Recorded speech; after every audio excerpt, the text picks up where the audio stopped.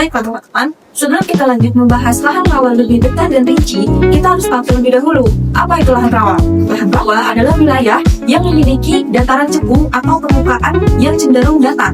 Dia itu biasanya dikenal sebagai wilayah yang memiliki drainase tidak efisien dan sering mengalami banjir sepanjang tahun. Biasanya terjadi setiap 1 tahun sekali.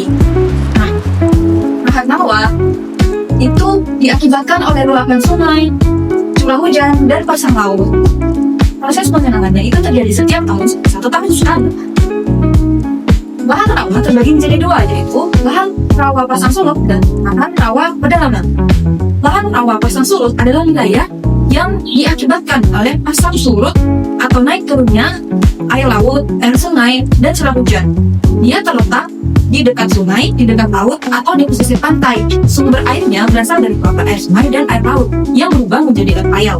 Kemudian, rawa pedalaman adalah wilayah yang berada jauh dari dataran atau pedalaman. Nah, air ini tidak dipengaruhi oleh pasang surut air laut. Dia murni berasal dari air tawar. Kemudian, ada karakteristik lahan rawa pasang surut. Karakteristiknya terbagi menjadi 4 jenis, yaitu karakteristik A, B, C, dan D.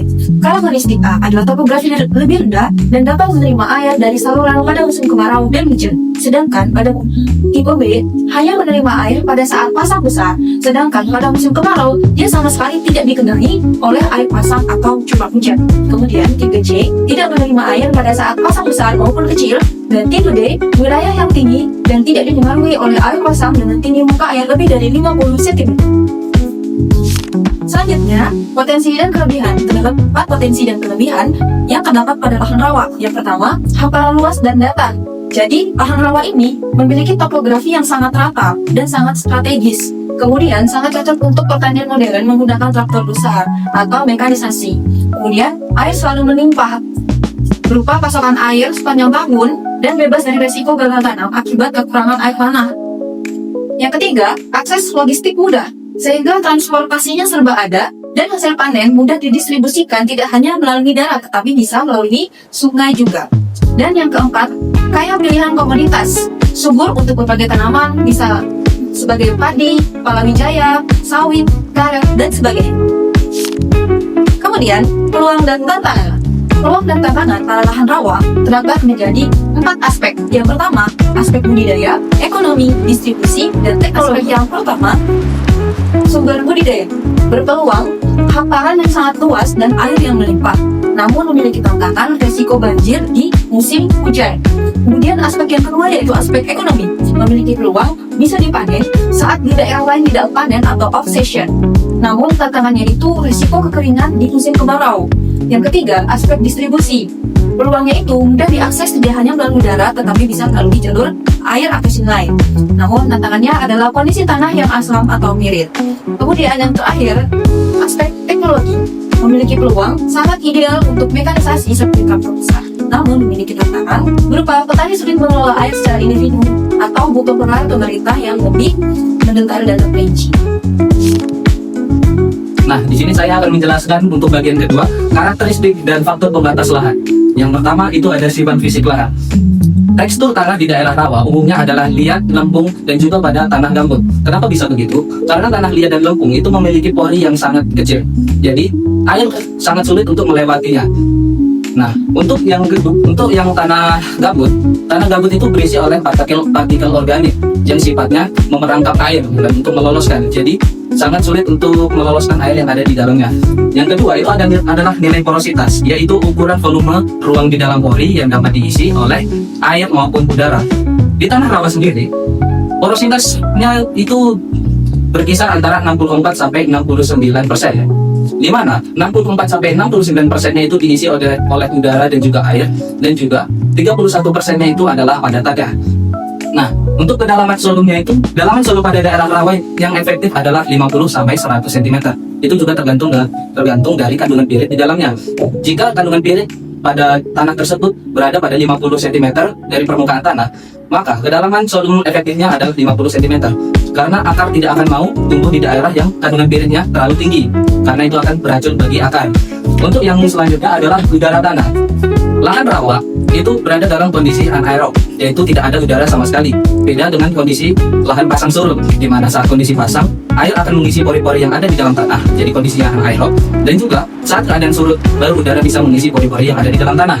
Untuk yang selanjutnya adalah daya angka hidrolik. Menurut Putri et al., tanah liat memiliki partikel yang sangat kecil dan padat. Jadi, hanya 0,6 cm per jam air yang bisa diloloskan oleh tanah tersebut. Selanjutnya adalah sifat kimia dan biologi lahan. Lahan rawa itu cenderung memiliki pH yang asam. Dapat dilihat pada tabel tersebut, pH berada pada 5,31. Hal ini dapat disebabkan karena kandungan pirit yang ada pada larutan tanah. Kandungan pirit yang ada pada larutan tanah cenderung stabil saat kondisi anaerob. Namun, jika kondisi pasang surut dan kandungan pirit itu teroksidasi dengan udara, maka akan melepaskan asam sulfat yang kemudian akan melepaskan lagi kation H+. Nah, kation H+ ini adalah penyebab utama bagaimana tingkat pH di larutan tanah dapat turun menjadi 5,31. Selanjutnya adalah nilai kapasitas tukar kation. Ada pada angka 30 sampai 40 mili ekuivalen. Maksudnya, 30 sampai 40 mili ekuivalen dapat diisi oleh kation basa maupun kation asam pada 100 gram tanah. Lalu untuk kejenuhan basa itu adalah berapa persen kation basa yang menempati kapasitas tukar kation tersebut.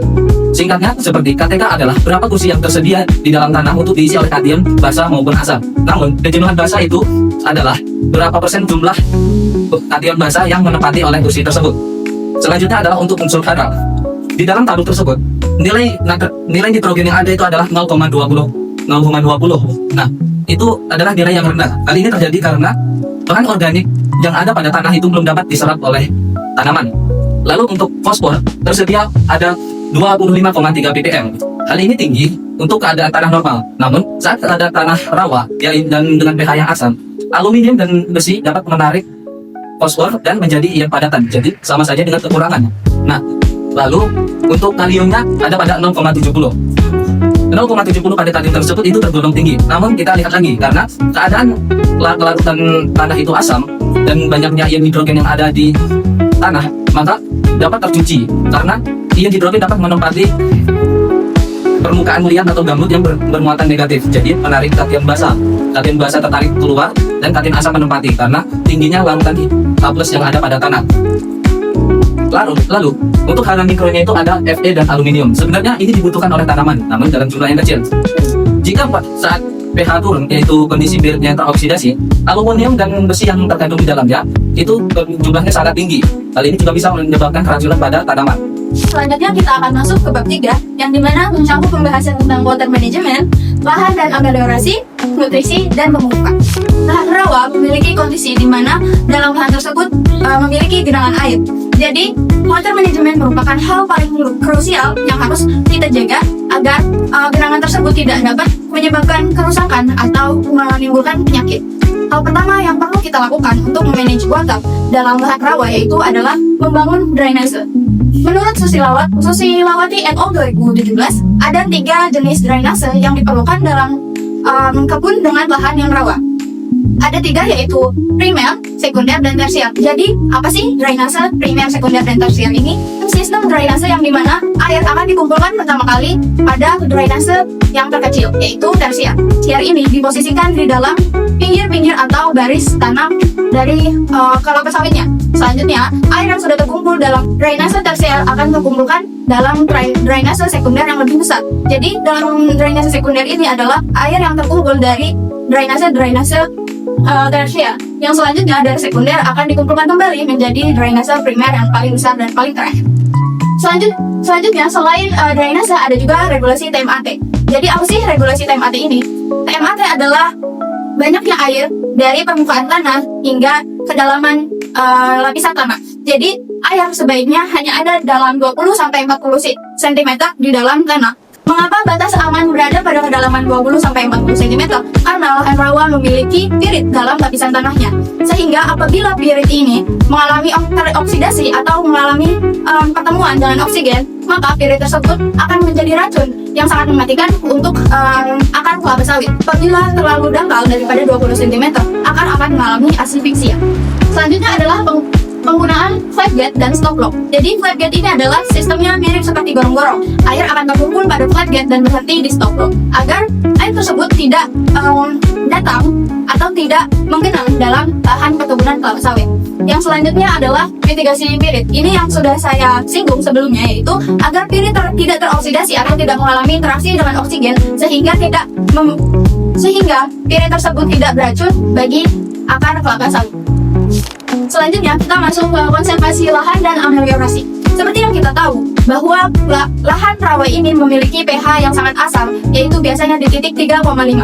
Nah, jadi apa yang perlu kita lakukan agar pH ini bisa aman bagi kelapa sawit? Untuk menetralisasi asam dari lahan rawa, yaitu menggunakan aplikasi dolomit dan kapur, yang dimana sifatnya basah agar pH-nya menjadi netral dan aman untuk membudidayakan kelapa sawit. Kita bisa menggunakan legume cover crop, yaitu Mucuna bracteata untuk menekan gulma dan memulihkan kesuburan tanah pasang surut. Selain itu juga bisa mengurangi erosi karena akan membantu mencengkram tanah. Selanjutnya adalah menggunakan mineral zeolit yang berfungsi sebagai spons untuk menahan nutrisi agar tidak hanyut oleh arus pasang. Jadi lahan rawa pada perkebunan kelapa sawit ini biasanya memiliki porositas yang sangat tinggi, sehingga apabila kita memberikan pupuk itu biasanya hanya akan hilang dan hanyut terbawa oleh air. Selanjutnya kita akan masuk ke hasil penelitian dari Nurhayati et al. 2022 yang melakukan penelitian pemupukan presisi dan ameliorasi pada lahan sulfat massa, yang dimana ditemukan bahwa penggunaan kapur 10 ton per hektar akan menghasilkan produksi TBS terbesar, yaitu di 20,8 ton. Yang terakhir adalah manajemen nutrisi dan pemupukan. Pemupukan yang perlu dilakukan pada lahan rawa adalah melakukan split application. Jadi split application ini adalah cara memupuk dengan perlahan-lahan atau tidak sekaligus. Jadi ada 3 fase dalam pemupukan, yaitu awal masa penghujan, dalam pertengahan masa penghujan, dan akhir dalam masa penghujan. Kenapa? Karena pembagian jadwal pupuk secara bertahap itu menyesuaikan ekstremitas curah hujan menurut Raigo et al. 2021. Selanjutnya adalah akurasi dosis. Jadi untuk melakukan pemupukan di lahan rawa kelapa sawit ini perlu dilakukannya uji laboratorium agar hasil dari panen dapat meningkat dari 14 ton menjadi 22 ton atau lebih per hektar menurut Nurhayati et al. 2022. Baik, di sini saya akan membahas bab 4 mengenai perlindungan tanaman di area lahan rawa pasang surut pada perkebunan kelapa sawit. Fokus utama mencakup 2 hal, yaitu pengendalian gulma serta pengendalian hama dan penyakit di area rawa pasang surut. Penting untuk kita pahami bersama bahwa karakteristik lahan rawa pasang surut memiliki tantangan tersendiri. Berdasarkan literatur dari Nurhayati et al. 2020, lahan ini dikenal memiliki topografi yang cekung atau datar, drainase yang kurang baik, serta tingkat kelembapan dan bahan organik yang sangat tinggi. Kondisi seperti ini memicu tingginya pertumbuhan gulma serta kerentanan tanaman terhadap serangan hama maupun penyakit, dan jika kita tidak kelola dengan proteksi yang tepat. Selanjutnya, mari kita bahas mengenai pengendalian gulma. Di lahan rawa pasang surut terdapat beberapa jenis gulma dominan yang beradaptasi tinggi. Jenis gulma tersebut antara lain Panachium repens atau disebut rumput torpedo yang memiliki adaptasi tinggi di berbagai iklim lahan pertanian rawa yang lembab. Berdasarkan hasil penelitian dari Swan et al. 2024 yang bisa kita lihat pada tabel di samping, rumput torpedo ini memiliki jumlah individu yang sangat tinggi, yaitu dengan 95 individu ditemukan. Lalu ada rumput gulma anak dalang dan kelakai yang mendominasi di area rawa, keingan, jalan pasar pikul, dan gawangan terendam air. Ketiga, gulma kerisan yang mendominasi di semi rawa yang terendam air dan mengidentifikasi bahwa daerah tersebut memiliki keasaman air yang tinggi. Beralih ke aspek pengendalian hama dan penyakit tanaman, salah satu ancaman terbesar dari lahan pasang surut ini adalah penyakit busuk pangkal batang yang disebabkan oleh jamur patogen Ganoderma boenensis. Menurut Puspika dan Bin 2018, faktor kelembapan yang tinggi serta kandungan lahan organik yang melimpah di lahan pasang surut ini menjadi pemicu utama suburnya patogen ini. Oleh karena itu, diperlukan deteksi dini agar penyebaran penyakit tidak meluas. Di sini kita menguatkan teknologi penginderaan jauh remote sensing melalui UAV atau yang bisa kita kenal dengan drone, yang dilengkapi kamera multispektral dan sistem kecerdasan buatan berupa machine learning berbasis random forest. Berdasarkan penelitian Susanto 2020 yang bisa kita lihat pada tabel di samping, tingkat akurasi mencapai 79,49% dalam membedakan mana tanaman yang sehat dan mana tanaman yang tervensi secara aktual di lapangan. Peta sebaran penyakit ini merupakan hasil dari pemanfaatan teknologi penginderaan jarak jauh. Peta visual ini sangat krusial karena memberikan arah dan panduan yang secara jelas bagi pengolah kebun dalam menentukan tindakan atau melakukan kultur teknis. Tindakan kultur teknis yang nyata yang direkomendasikan berdasarkan peta sebaran ini meliputi pembedahan bahan tamu yang terinfeksi, pembuatan isolasi guna mencegah penularan dari tanaman sehat di sekitarnya. Yang ketiga, sanitasi sisa-sisa akar tanaman. Dan deteksi berbasis drone dan pemanfaatan peta sebaran penyakit ini, penanganan perlindungan tanaman menjadi jauh lebih presisi, efektif, dan efisien demi menjaga produktivitas tanaman perkebunan kelapa sawit di lahan areal rawa kosong surut. Bab 5, aspek keberlanjutan dan regulasi. Nah, di sini usaha perkebunan tidak hanya bertujuan untuk meningkatkan hasil produksi pertumbuhan ekonomi, tetapi juga harus memperhatikan lingkungan hidup dan pastikan penggunaan sumber daya alam sesuai dengan hukum yang berlaku menurut Akmal 2021. Nah, di sini kepatuhan hukum negara itu ada dua undang-undang yang diatur. Pertama itu Undang-Undang Nomor 39 Tahun 2004, Regulasi Utama Perkebunan.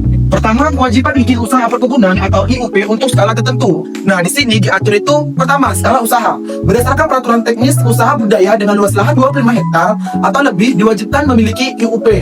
Persyaratannya harus memenuhi izin lingkungan, kesesuaian tata ruang, rencana kerja, serta wajib memfasilitasi pembangunan kebun masyarakat berkisar minimal 20%. Serta sanksi jika melakukan pelanggaran perizinan dapat berujung pada sanksi administratif, peringatan tertulis, denda hingga pencabutan izin.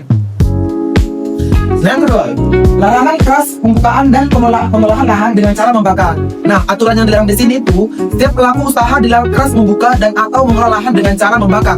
Kewajiban atau mitigasinya, perusahaan wajib memiliki sistem sarana dan prasarana pengendalian kebakaran lahan. Nah, sanksi jika larangan itu dilarang, maka akan mengacu pada Undang-Undang Nomor 39 Tahun 2014, di mana pelaku yang dengan sengaja atau membuka atau mengolah lahan dengan cara membakar diancam pidana penjara paling lama 10 tahun dan denda paling banyak 10 miliar. Nah, yang ketiga di sini tuh prinsip pembangunan berkelanjutan dan pengelolaan sumber daya alam yang bertanggung jawab. Di sini tuh pengelolaan sumber daya alam perkebunan harus dilakukan dengan secara optimal, lestari dan tidak merusak fungsi lingkungan hidup. Sertifikasi di sini sebagai bentuk tanggung jawab pelaku usaha biasanya didorong untuk memenuhi sertifikasi seperti ISPO atau Indonesian Sustainable Palm Oil untuk memastikan tata kelola kebun sesuai prinsip keberlanjutan. Yang kedua di sini peraturan pemerintah nomor 73 tahun 2013 tentang pengelolaan rawa. Karena fokus kami di sini tuh pada rawa lebak, saya akan menjelaskan pada rawa lebak. Di sini tuh maksudnya kelestarian lingkungan. Pengelolaan sumber daya alam perkebunan harus dilakukan secara optimal, lestari dan tidak merusak fungsi lingkungan hidup. Mewajibkan perusahaan untuk melakukan kemitraan usaha yang saling menguntungkan dengan perkebunan dan masyarakat sekitar. Nah, sertifikat keberlanjutan yang dimaksud di sini tuh untuk tanggung jawab pelaku usaha biasanya didorong untuk memenuhi sertifikasi ISPO untuk memastikan tata kelola kebun sesuai prinsip keberlanjutan. Untuk standar sertifikasi nasional dan internasional, pertama di sini ada ISPO dan SPO. ISPO di sini merupakan sistem sertifikasi wajib mandatori yang dibentuk oleh pemerintah Indonesia sejak 2011 untuk memastikan tata kelola perkebunan sawit memenuhi standar ekonomi sosial dan lingkungan yang berkelanjutan menurut Fuadah dan Erna 2018. Dan RSPO, Round Renewable Sustainable Palm Oil, standar internasional sukarela yang berlaku sejak tahun 2004. Tujuannya adalah memastikan minyak diproduksi tanpa merusak hutan yang bernilai tinggi serta mencegah kerusakan terhadap sistem alami air rawa menurut Yana et al. Tahun 2021. Nah, kita bahas pertama di sini tuh ISPO, Indonesian Sustainable Palm Oil. Di sini pertama untuk auditnya, pertama ada legalitas lahan. Memastikan area rawa memiliki hak guna usaha yang sah dan tidak berada di dalam kawasan hutan lindung. Kedua, tata kelola air. Mewajibkan perusahaan memiliki dan memelihara sistem pengaturan air agar kelembapan lahan tetap terjaga serta mencegah kekeringan ekstrim. Yang ketiga, pembukaan lahan atau land clearing. Pelanggaran mutlak pembukaan lahan dengan cara dibakar. Nah, di sini untuk auditnya tentang RSPO, Renewable Sustainable Palm Oil. Pertama, penilaian drainase.